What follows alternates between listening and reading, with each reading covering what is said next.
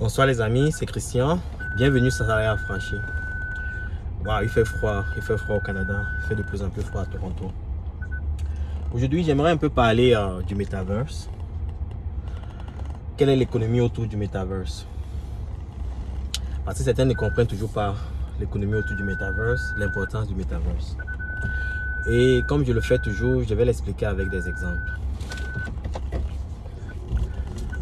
Prenons l'exemple des grandes marques.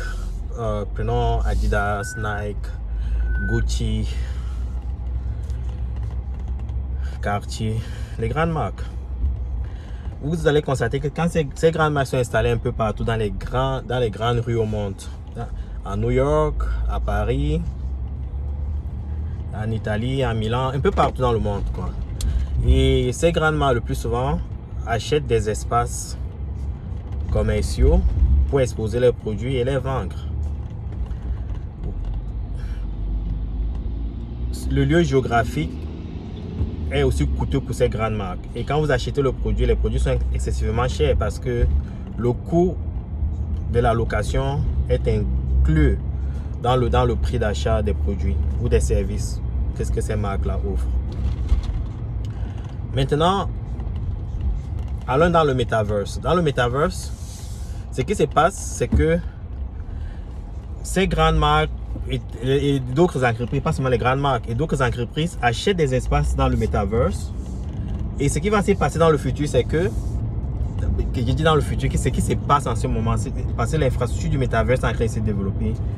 Ces grandes marques, ces entreprises, ces structures, après avoir acheté un espace dans le Metaverse, par exemple comme sur Sandbox, Decentraland, Gala, ce qui se passe, c'est que ils construisent leur boutique où ils achètent des espaces dans des malls, dans des centres commerciaux déjà construits dans le Metaverse. Et à travers le développement du Metaverse, ils pourront exposer leurs produits. Et ce qui va se passer, c'est que, comme aujourd'hui, quand vous partez peut-être à Paris, sur les Champs-Élysées, pour essayer peut-être les chaussures de Nike ou bien les bijoux de Gucci, ça va se passer, ça sera la même logique dans le Metaverse. Vous pourrez aller dans le Metaverse, essayer ces produits-là, toucher ces produits, les essayer, les acheter directement à travers la blockchain. Ce n'est pas de la fiction, c'est de la réalité.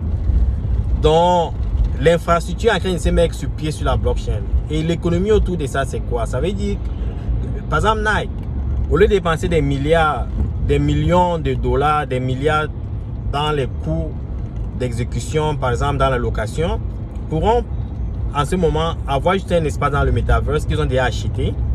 Et comme ce sont des NFT, ça veut dire que quand vous achetez un espace dans le NFT, ça vous appartient, vous n'avez plus besoin de payer le loyer.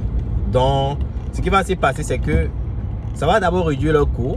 Les gens n'auront plus besoin de se déplacer pour aller toucher les chaussures dans ces espaces physiques. Ils pourront le faire à travers le virtuel en restant chez eux. C'est une réalité, ça se passe déjà. Donc maintenant, comment en tirer profit en tant qu'investisseur? En tant qu'investisseur, moi par exemple, j'ai investi dans Decentraland, le code c'est Mana. Et Mana se vendait en 2017 à 1 cent. Mana se vend aujourd'hui presque à 6 $.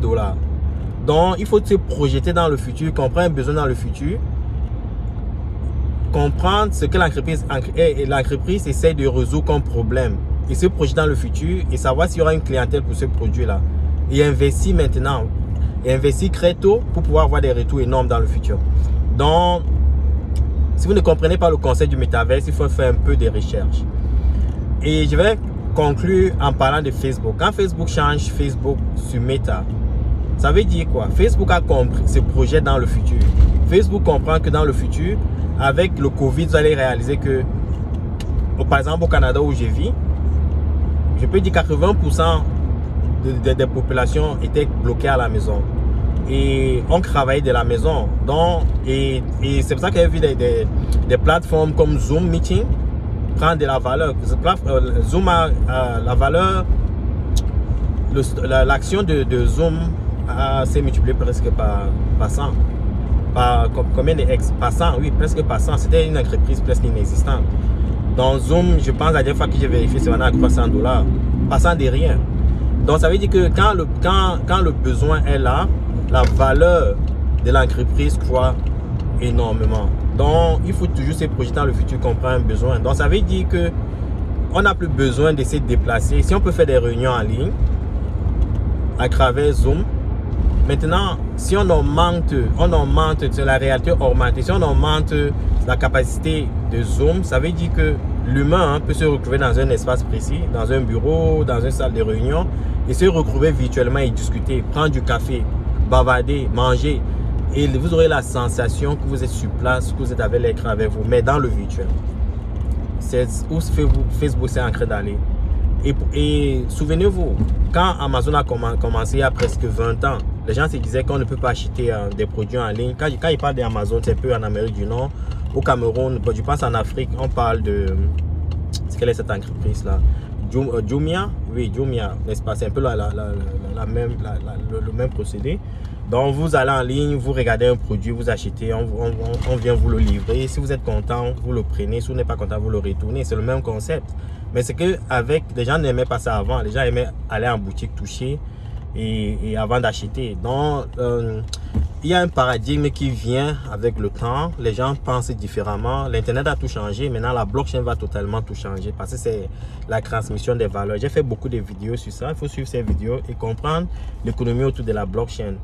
Comme je l'ai toujours dit, le game est un choix, les gars. Il faut avoir l'information, il faut exploiter l'information et il faut investir. C'est la meilleure façon de sortir du gaming. Donc, abonnez-vous à Salah Affranchi. Si vous avez des questions, n'hésitez pas à me contacter. Je suis là pour supporter la communauté africaine. Parce que, comme je vous l'ai toujours dit, les investissements ont changé ma vie. Donc, j'aimerais aussi avoir un impact sur la vie de ceux qui veulent un peu d'amélioration dans leur quotidien. Je vous remercie et à la prochaine.